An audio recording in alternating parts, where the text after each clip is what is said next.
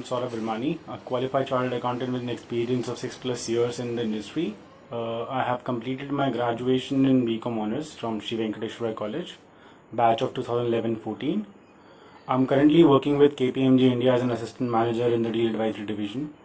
I had completed my articleship from SSKM, which is one of the top 10 audit firms in India. Alongside, I'm working on an initiative by the name of Bridge which tries to bring parity in the way things work in a world where everyone doesn't really have an access to resources which will get them the required skills or the necessary opportunities.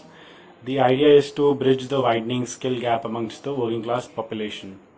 I'm here today to answer some of the frequently asked questions. So, what are the qualities that you think are indispensable for a growth as an individual in today's competitive corporate world? Uh, I believe that there are some traits that you can help that can help you in surviving the competitive corporate culture and help you grow along the way. It is essential to know your strength. Number one, it is essential to know your strength, understand your interest, assess the qualities that you want to inscribe with your name. The second would be to be passionate about the work that you do. Always stay self motivated and be consistent.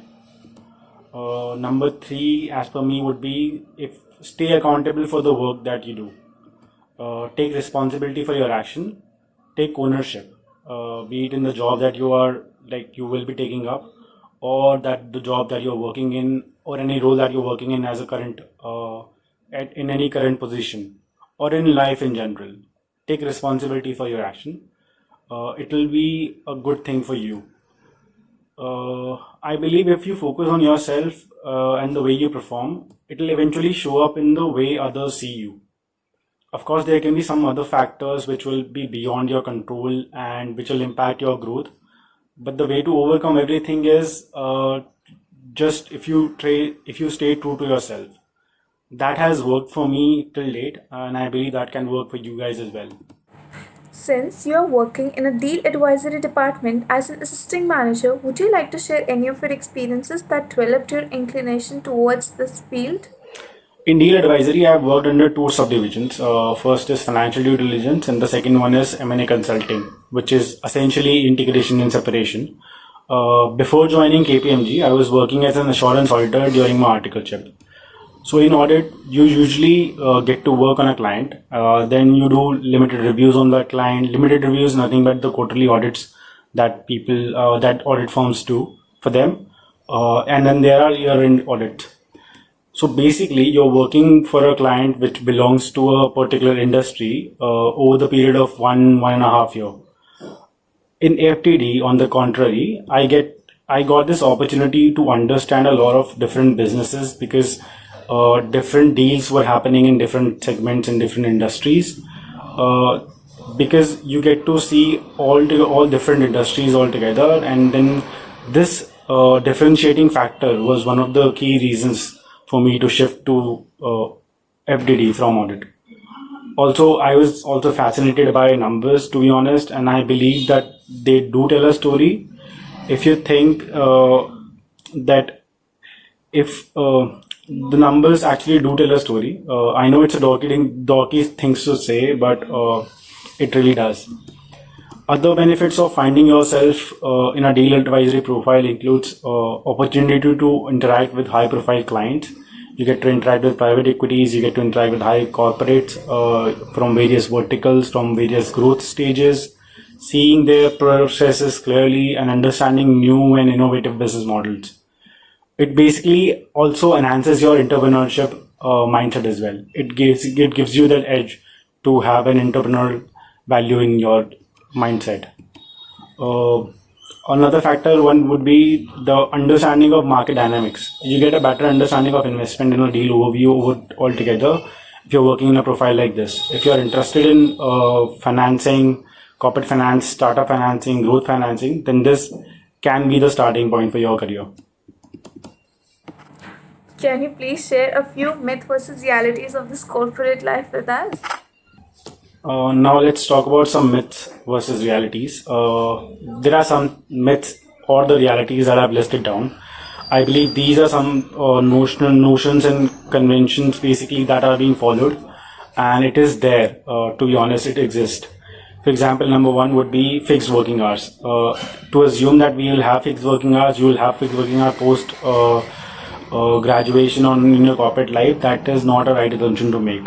In a profile like FDD, there are no fixed working hours. If you wish to work as a consultant in any field, either as a management consultant or an M&A consultant or any advisory person, or if you wish to do an CFO advisory, for example, as a profile, you should know that there are no fixed hours as such. And that shouldn't be a problem for you. That shouldn't actually be the judging criteria for you.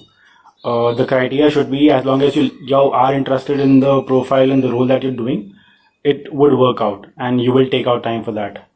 So I believe this is one of the myths that there are fixed working hours. It is not true. There are no fixed working hours as such. Number two would be around the work-life balance. I believe that there has been a lot of thoughts around poor and good work-life balance. It will depend upon you, of course. The thought of poor work-life balance is true to some extent.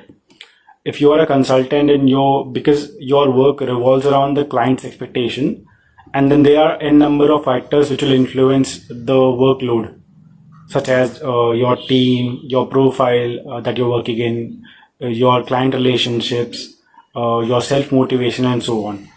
So it's not something that is evident evident and it is available there. Poor work life balance exists, to be honest. That is a fact. Number third would be office politics. I know, since office politics is a critical part of the organization itself, since every organization have people coming from different backgrounds, different thoughts process, they have different thought process. It will always play a role in your growth, because it is about working with people, and then people have different mindset. It comes with different they come with different opinions as well. It will play a role in your growth, and you'll get to see different sides of situations and different sides to every situation as well. Conditions would depend upon people that you are working with. So consider it as one of the key requisite for your from your perspective. When you're choosing an organization, choose an organization because of the way they treat their people. It's like choosing your organization just because the people are being treated nicely. It is relevant for you because it will ultimately play a critical role. It will play a critical role in your overall growth. The next one, I believe, is something that I think it can be a myth, that switching a job profile is difficult after a while when you're working in a niche profile. I believe this is somewhat it depends on the person that who is actually looking out for a job. If you are looking out for a job, if you want to switch your profile and go to a different profile, then you'll have to have the requisite for that profile. The WorkX is of course a primary requisite. If you don't have a relevant WorkX, then you can try to build up your skills according to that profile, the requirement of the profile. Try to build theoretical skills around that. It will give you a level playing field, not really a level playing field, but it will give you a chance in getting in scoring in an interview or a discussion with the relevant people. From your personal experience, do you think doing articleship from a big four rather than a lesser renowned firm would give you more opportunities and growth prospects? Does it make any difference in the longer I run? believe in terms of exposure, I'd rather say a top 10 firm would be an ideal option, because you get to learn a lot since there are fewer departments. You'd get to work on everything if you have the will to do it. As long as you're willing to do it, you'll get to work on a lot of things. From my personal experience, working in a top 10 firm in India worked out fine for me, because now I'm at par with the person who had done their articleship from a big four firm.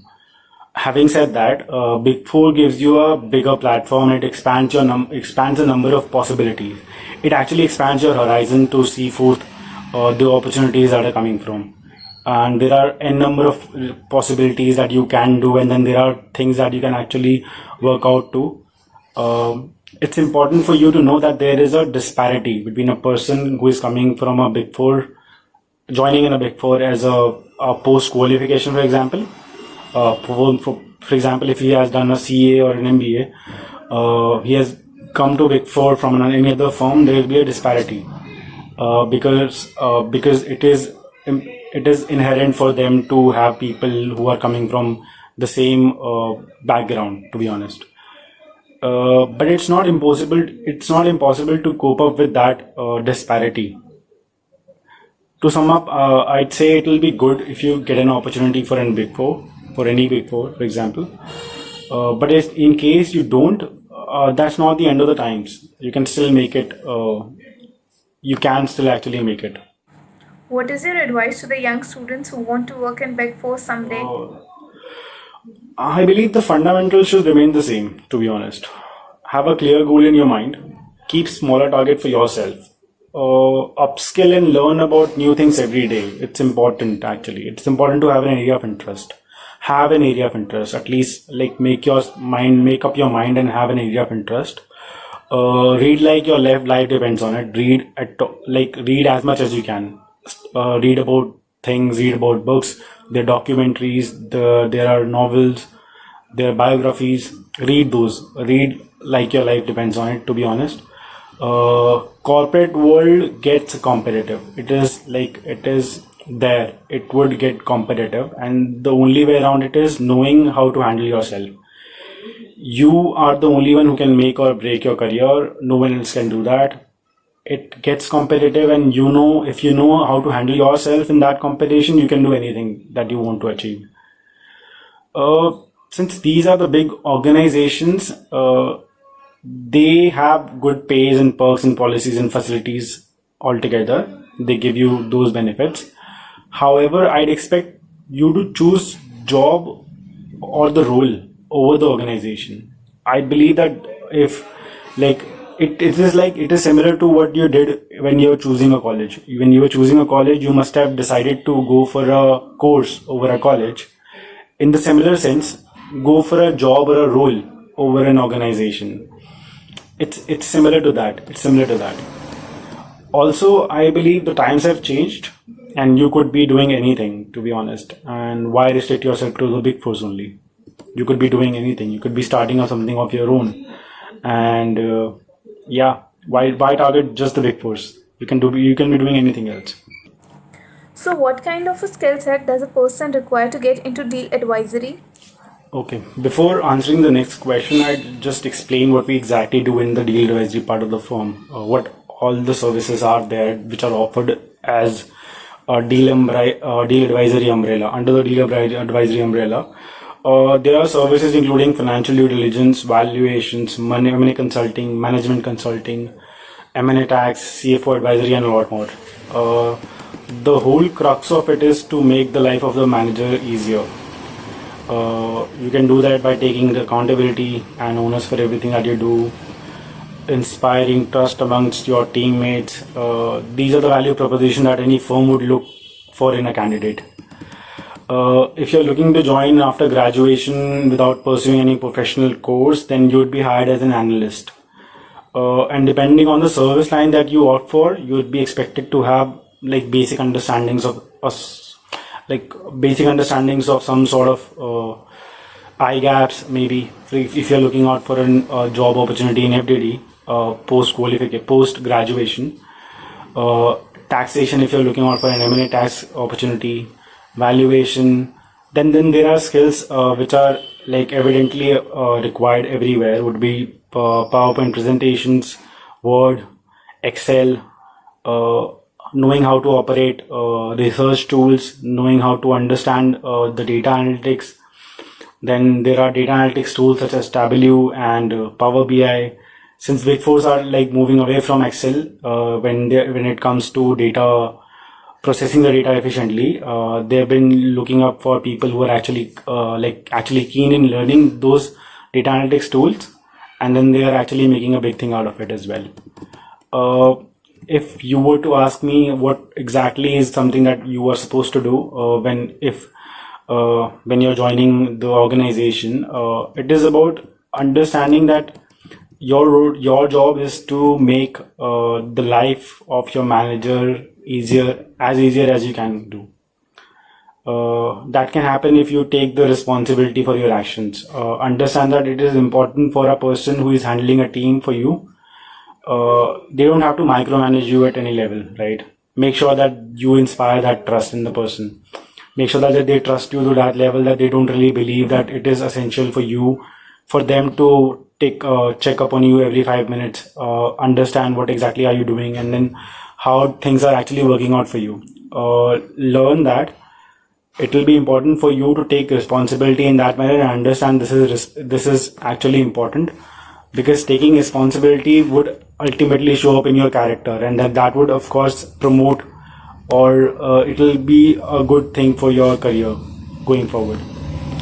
With that, I end up my session. I hope you got some of the answers, got a little clarity on the thought process. If in case you guys have any other questions or doubts, or if you want to follow up on any of the questions, the details of my profile and my details would be given in the description. Please reach out to me if in case there is any query or any doubt in your mind. I hope I can help you with that. Thank you so much.